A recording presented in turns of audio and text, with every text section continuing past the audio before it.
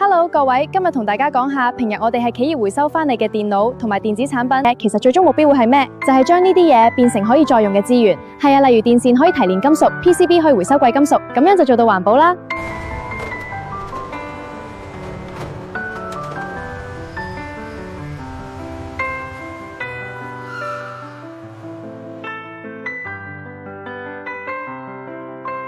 報廢電腦被拆解後，回收到嘅銅會被製成銅線或導電材料。至於金同埋銀就會重新返到電子製造業。就咁報廢電腦同舊嘅電子產品，俾佢哋第二次生命。呢啲就係處理之後嘅塑膠粒，可以用嚟製造新產品。呢個就係我哋嘅最終目標啦，就係拆解晒以下有用嘅物料，變成再生資源。咁樣可以減少浪費，保護環境。所有嘅舊電子產品同埋報廢電腦嘅回收，又要到100% 嘅回收率先叫做成功。我哋溫尼西女團就做得到。